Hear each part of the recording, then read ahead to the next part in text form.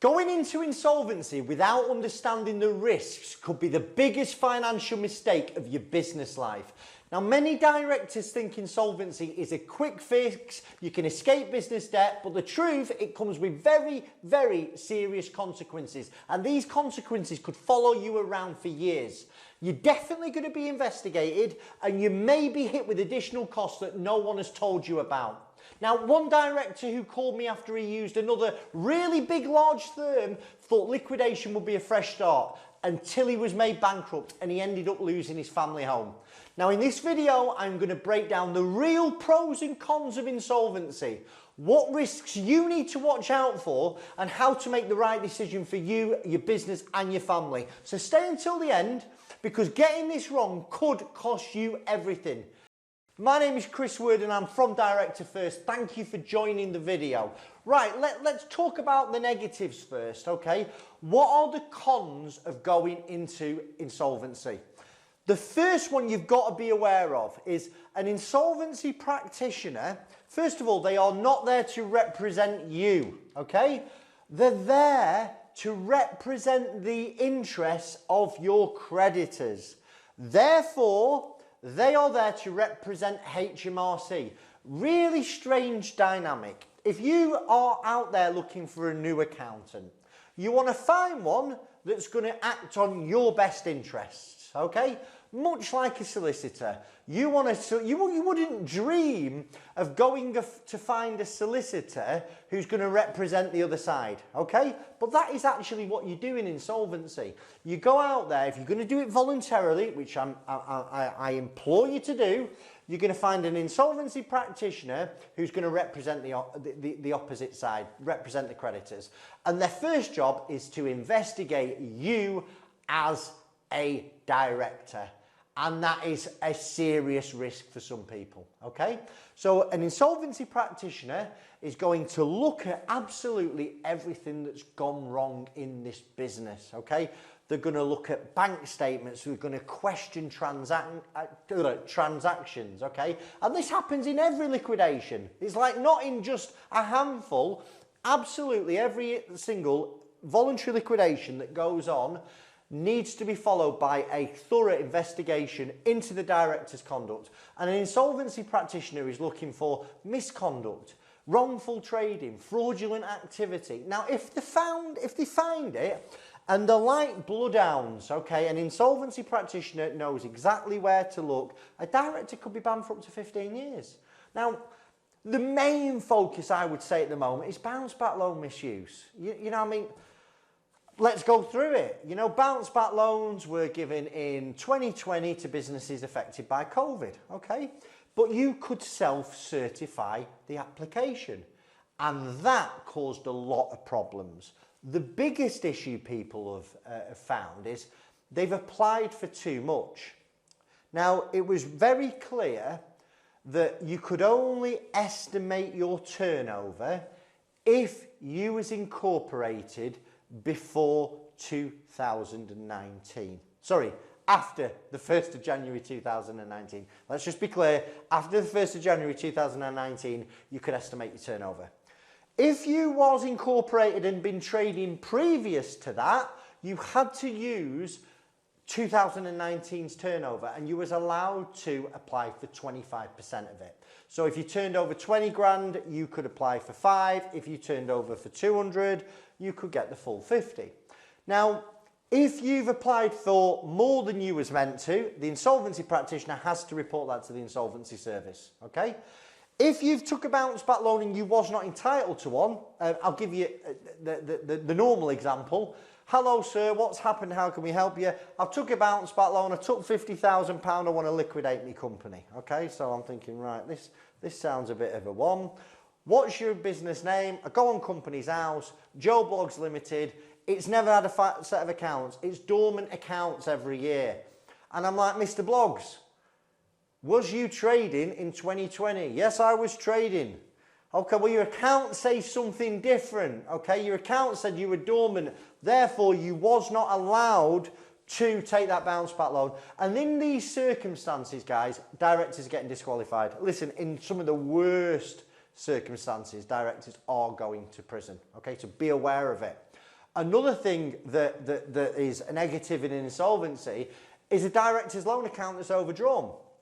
Now, a director has a ledger, if you will, in their business, and when they put money in, start-up capital or helping the business, it goes as a credit on something called a director's loan. When they take money out, it goes as a debit on the director's loan account. Now, what most directors are told to do is they take a grand a month salary through the payroll and they top their money up every month, let's say another 3 grand as drawings. You may be told that they're dividends, right? They're not dividends yet. They're only dividends at the end of the year when your accountant does your accounts, declares a profit, fingers crossed, and then declares the dividend. If you're not making a profit, you can't take a dividend.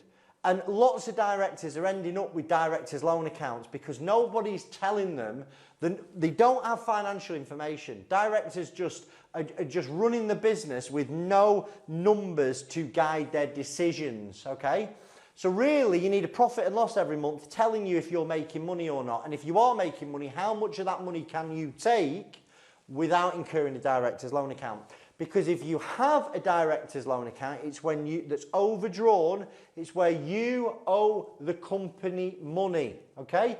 And then once you go into insolvency, into liquidation or administration, the insolvency practitioner is going to ask you to pay it back into the company. And if you don't, they can and will pursue you personally to recover the funds. If you can't pay it, could be legal action, it could be personal bankruptcy, okay?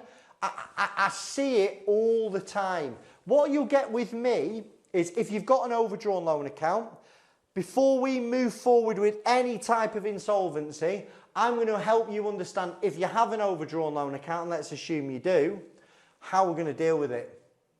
Because an insolvency practitioner is duty bound to try and recover that money from you, but let's have a look if they've got any hope of recovery. If you are in a council house or you are in rented accommodation and you have very little income and you have very little disposable income, the chances are it's going to get written off.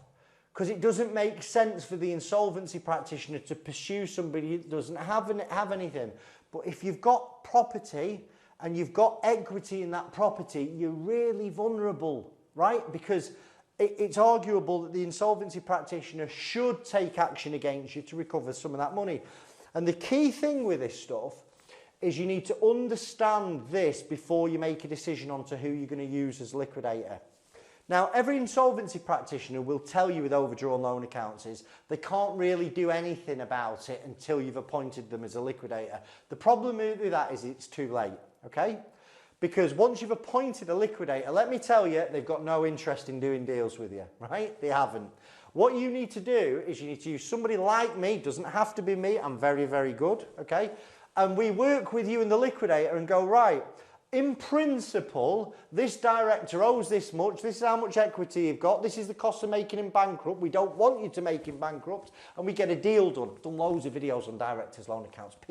I could talk about it all day long, but watch other videos of mine, because if you've got a director's loan account, you will be able to get some type of deal done. If you're in £1 million pad with no mortgage, it's a little bit more difficult. Directors' loan accounts are so much harder to sort out when you're wealthy. And you might be skint in your pocket, but if you're wealthy on paper, it's a big, big problem. The key thing is you've got to take advice early on directors' loans. Another problem with going into insolvency is personal guarantees are called in.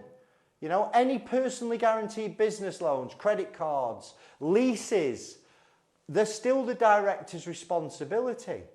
So personally guaranteed loans, what you've signed is a document to say, if my business defaults, I am personally liable for that loan or credit card or supplier, right? Or lease. You know, loads of you have leases out there and you don't realise that you've signed a personal guarantee on the lease. So if you leave the property early as a result of an insolvency, you're going to be liable potentially for the full term of the lease. And not only are you going to be liable for the lease, a lot of landlords will have dilapidation clauses in there. So you might have got this property, if you've left it in a dump, you're going to be in trouble and you're going to be landed with a dilapidations claim. But I see it where a tenant has got a property that was a dump, okay? They've minted the property out, then they've gone into insolvency and the landlord has said, well, we need it returning to its original state, which is a dump, okay? And it's going to cost you 50 grand to do. So you're going to be really careful with personal liability on leases as well, okay? Now, again, with these things, deals can be done, certainly with business loans, business credit cards, business overdrafts. I'll tell you how I know about overdrafts, because remember, when I had to put a business into liquidation, I had a 25 grand liability with a high street bank on an overdraft, and I didn't have it to pay. So I was able to pay it at peanuts every month till it got paid off, and it never impacted my credit score, okay? So these personal guarantees, I don't want you to panic about them. You really need to take advice on that type of thing. And I have a member of my extended team, Gary Whitehead, who's done this for years and years, and that's what he does, is he helps directors understand what they can do with personal guaranteed debts, okay? Another issue is creditors can chase you for repayment even after a company is liquidated, depending on what type of deal you've done with them. Again, I'm talking about personal guarantees. If you've signed personal guarantees with certain creditors, they're still going to come at you. And obviously another thing is damage to business reputation. You know, liquidation is a public process. Details are recorded on company's house. You know, maybe investors are going to question it. Maybe customers don't want to work with you again. Maybe you're going to find it hard for suppliers. I'm just laying out the bad stuff here. I'm not saying that always happens, but there's two sides to this coin. And obviously your employees lose their job. You know, staff are made redundant in a liquidation, okay? Now one of the worries of directors who are placing a business into insolvency is they generally don't have enough money to pay the staff's redundancy entitlement. Because if they've been there over 2 years, they're entitled to redundancy.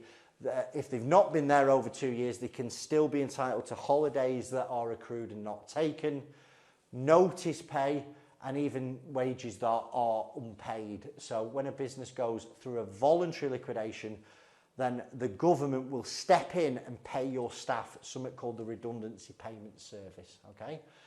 Now, there might be, not for everybody, but some directors get disqualified. And there's restrictions on being a director again. You know, let's say you are been involved in multiple failed businesses, you know, and it's the same pattern. You set up a company and then you screw everyone for hundreds of thousands and you liquidate it. You're going to get disqualified. You know, if you've been fraudulently taking, listen, this is a big one. If you are taking customers' deposits with no hope of fitting what they are paying you for, that to me is a direct disqualification. You know, bounce back loan abuse, you're going to get disqualified. And if you're disqualified, you can't run another business. Another thing that you've got to be aware of is that there's going to be potentially a reduction in people who want to supply you or refuse your credit. Okay, some people are going to refuse credit to directors of liquidated companies, not absolutely everybody. Okay, so that's all the negatives, right? I believe in being really transparent with you people out there. Anyone who you're talking to about insolvency says, listen, don't worry, get another advisor, okay? Because there are cons to insolvency and there are some benefits. I mean, let's go into them. The first benefit is it stops legal action against you and your company, okay? Insolvency puts an automatic stop to most creditor pressure, including court claims and the threat of winding up petitions, okay? A creditor can't chase a director once the business is in liquidation for business debts, okay?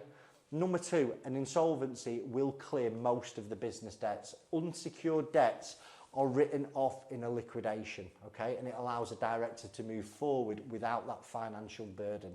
So if you think about it, VAT, corporation tax, PAYE, they are all unsecured debts. Energy bills are unsecured debts. Bounce back loans are unsecured debts.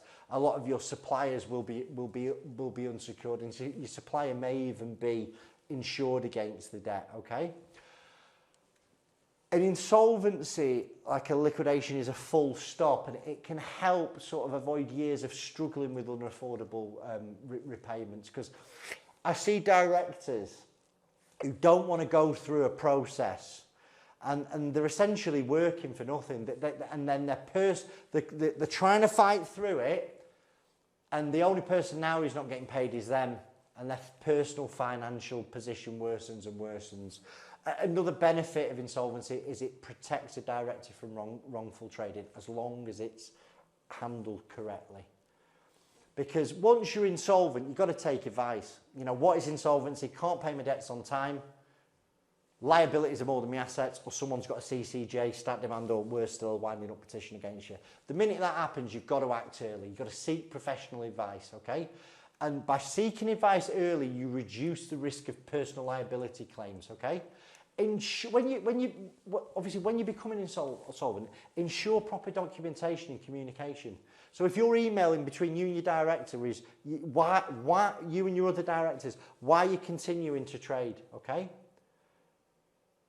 Because a lot of people speak to me and say, listen, it's worth going for another few months, but this is what you need to do, is why don't you just email each other as to that you've spoken to me and you've spoken to one of the IPs, and our advice is to keep trading because you believe there's a brighter day in the future. Remember, it's when you are past the hope of no return, okay? Now, sometimes you will not see the hope of no return because you're there with rose-tinted glasses and you don't want to put your baby down, okay?